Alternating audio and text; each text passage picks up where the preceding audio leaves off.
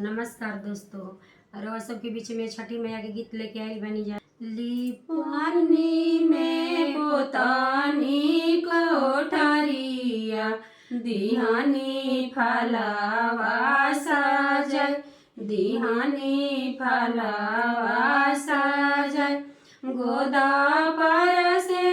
उतारल बालकावा फलावा जूठा दिहले फलावा जूठा बालका के अमानी हृदय दिहली चटकन चाल दिहली चटकन चाल